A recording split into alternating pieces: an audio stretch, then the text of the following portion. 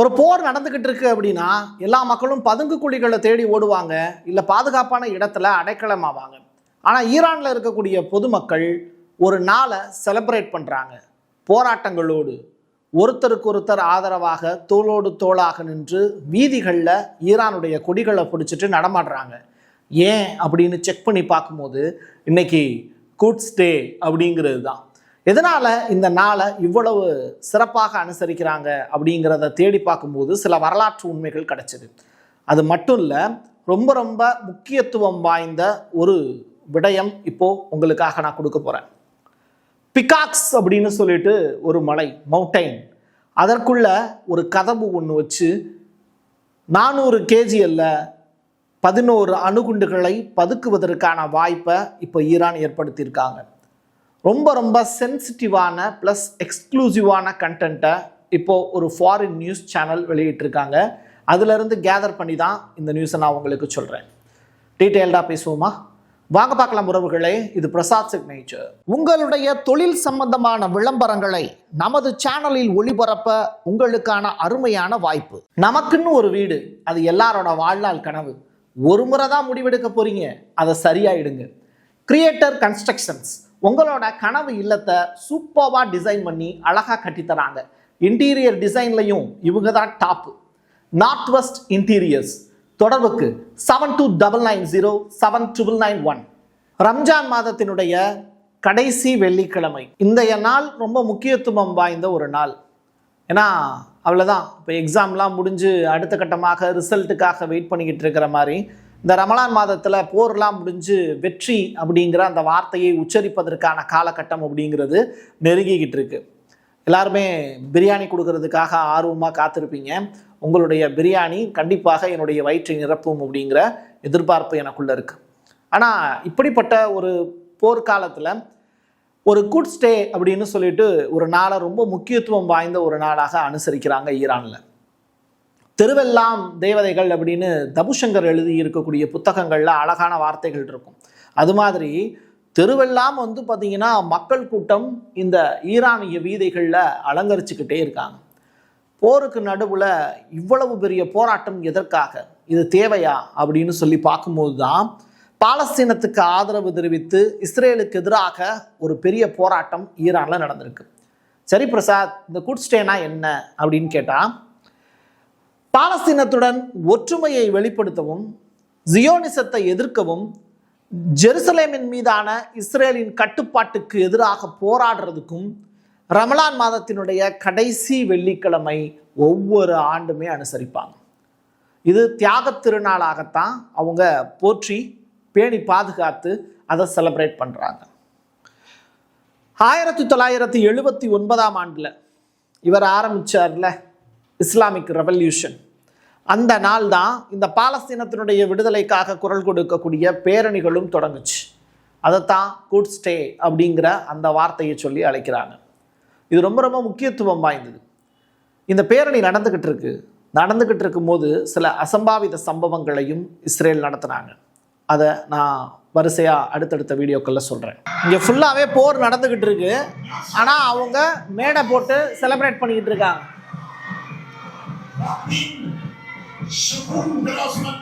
அடுத்ததாக நம்ம பார்க்க போகிறது நாச்சியப்பன் பாத்திர கடை. நான் ஏற்கனவே சொல்லியிருக்கேன், கோயில் படத்தில் நடிகர் வடிவேலு சொல்லுவார்ல, யாருமே நம்ம ஊருக்காரங்க யாரும் வரல, அப்போது சிலம்ப போட்டியில் நம்ம தான் ஜெயித்தோம். பக்கத்தில் கேட்பார், எந்த கடையில் இந்த கப்பு வாடிச்சிங்க அப்படின்னு. அப்போது நாச்சியப்பன் பாத்திர கடைன்னு சொல்லுவாங்க. நேரடியாக போவாங்க, தலையில் துண்டை போடுவார், உட்காருவார். நாச்சியப்பன் பாத்திர கடையில் பேர் எழுதிட்டு அதை ஊர் முழுக்க செலிப்ரேட் பண்ணி கொண்டாடுவார், ஜெயிச்சிட்டேன் அப்படின்னு. ஆக மொத்தத்தில் வடிவேலு செஞ்சுருக்கக்கூடிய காரியத்துக்கு பேர் என்ன? டுபாக்கூர் அப்படின்னு. இப்போது இன்றைக்கி உலகம் முழுவதும் அறியப்படக்கூடிய ஒரு நபர் அமெரிக்காவினுடைய ஜனாதிபதி ட்ரம்ப் அவர்கள், மிகச்சிறந்த டுபாக்கூர் அப்படின்னு. இவர் டுபாக்கூர் நம்பர் 1. டுபாக்கூர் நம்பர் 2 ஒருத்தர் இருக்கார், ரைட்டா? அவர் இந்தியாவில் தான் இருக்காருன்னு நினைக்கிறேன். யாருன்னு தெரிஞ்சதுன்னா கமெண்ட் பாக்ஸில் பதிவு செய்யுங்க. ஈரான் போர் விரிவடைந்து வரக்கூடிய நிலையில் எப்போது வெற்றியை அறிவிப்பது என்பது குறித்து ட்ரம்பினுடைய உதவியாளர்களுக்கு இடையில் பயங்கர மோதலாம். நான் தான் சொல்லுவேன், ஜெயிச்சிட்டோன்னு நான் தான் சொல்லுவேன் அப்படின்னு அவங்க சண்டை போட்டுக்கிட்டு இருக்காங்களாம். இதை சொன்னது யாருன்னு கேட்டிங்கன்னா ராய்ட்டர்ஸ் அப்படிங்கிற அந்த செய்தி நிறுவனமே செய்தியை வெளியிட்டிருக்காங்க. ட்ரம்ப் பகிரங்கமாக ஒரு புறம் நாம் ஜெயிச்சிட்டோம் அப்படின்னு சொல்கிறாரு, மறுபுறம் நாம் பணியை முழுமையாக முடித்தாக வேண்டும் அப்படிங்கிற ஸ்டேட்மெண்ட்டையும் சொல்கிறாரு.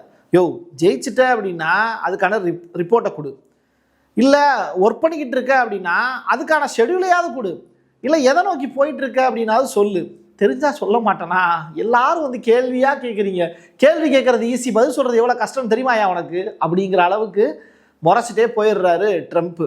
சரி, எது எப்படியோ இப்போ அமெரிக்க அதிகாரிகள் அவரை ஈரான் மீது தொடர்ந்து தாக்குதல் நடத்துங்க, அதுதான் இப்போதைக்கு சரியாக வரும், ஏன்னா மாதிரி தான் இருக்கிற வரைக்கும் ஏதாவது ஒன்று பண்ண வேண்டியதா அப்படின்ட்டு அந்த வேலையை கண்டினியூ பண்ண ஆரம்பிச்சிருக்காங்களே.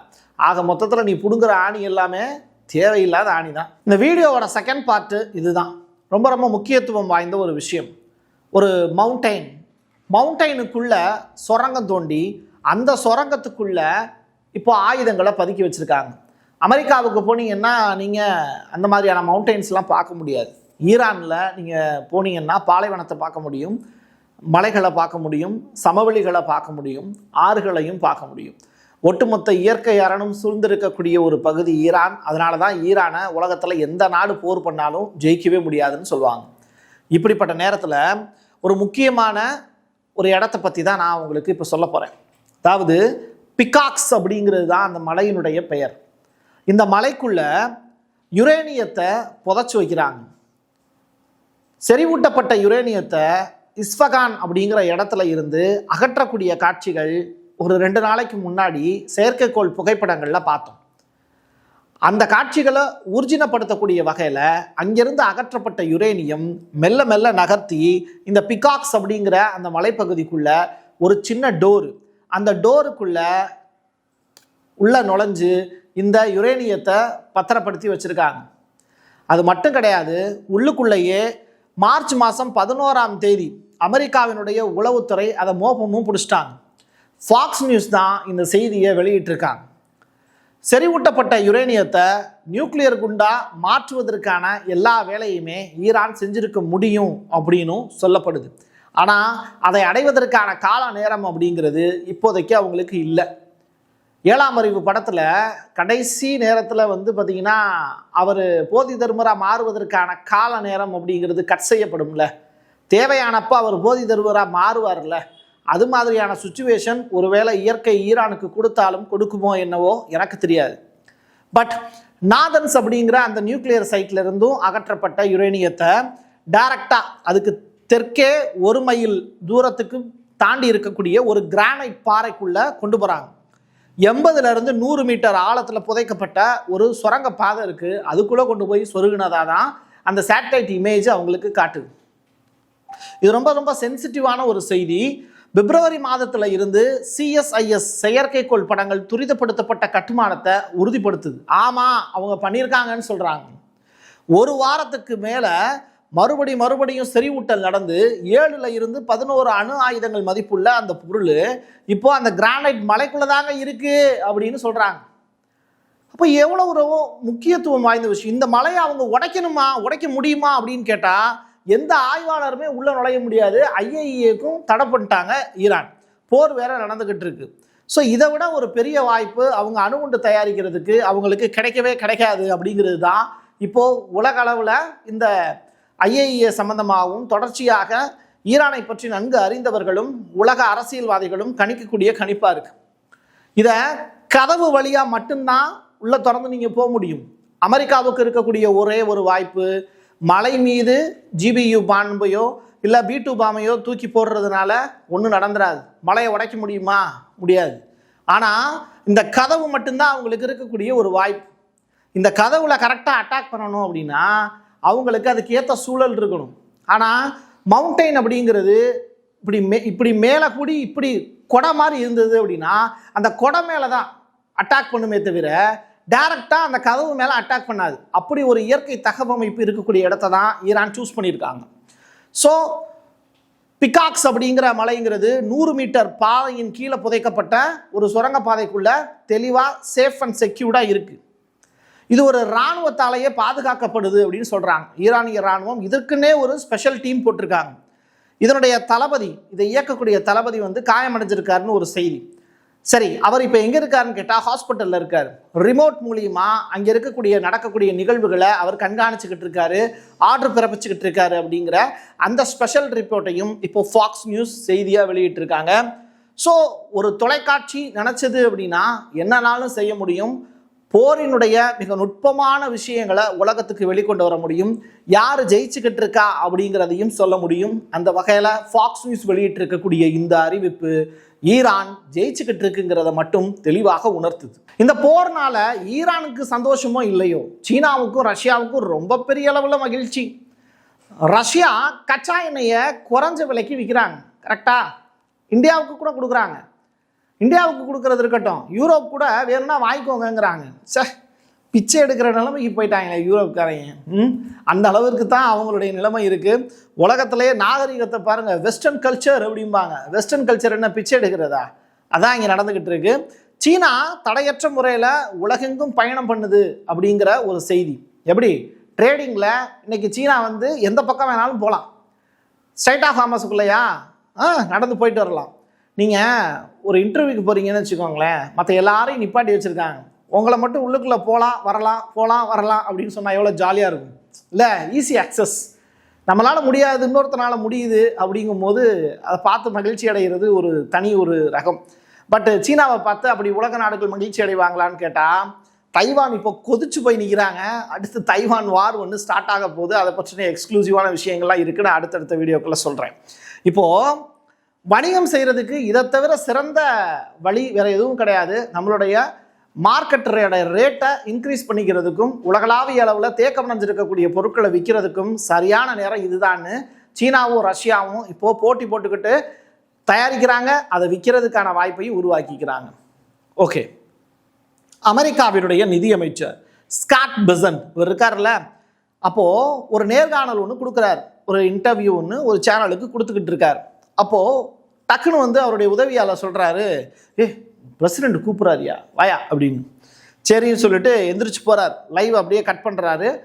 லைவை கட் பண்ணிவிட்டு ஆங்கர் பேசிக்கிட்டே இருக்காங்க. இவர் லைவ்ல இருந்து எந்திரிச்சு போயிடுறாரு. சரியா? நேர்காணலில் இருந்து டக்குன்னு மைக்கை கழட்டிட்டு திடீர்னு அவர் கிளம்பிட்டார். திரும்பி வந்ததுக்கப்புறம் ஒரு குறிப்பிட்ட குரலில் அவர் நடுக்கத்தோடு சொன்ன விஷயத்தையும் லைவ்லையே டெலிகாஸ்ட் பண்ணிட்டாங்க. ரைட்டா? அந்த காட்சி பாருங்க. I listen to your name.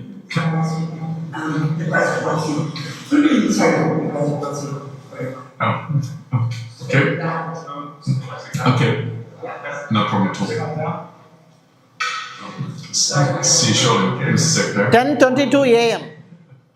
No, the president is in great spirits. The Iranian mission is proceeding well ahead of schedule. கரோலின்ட்ட நான் பேசவே இல்லைங்க, எனக்கு அவளுக்கு எந்த தொடர்பும் இல்லைங்க அப்படிங்கிற அளவுக்கு தான் அவருடைய குரல் வந்து நான் தழுதலுக்கு பேசிகிட்டு இருக்காரு. செம்ம டோஸ் வாங்கியிருப்பாருன்னு நினைக்கிறேன்.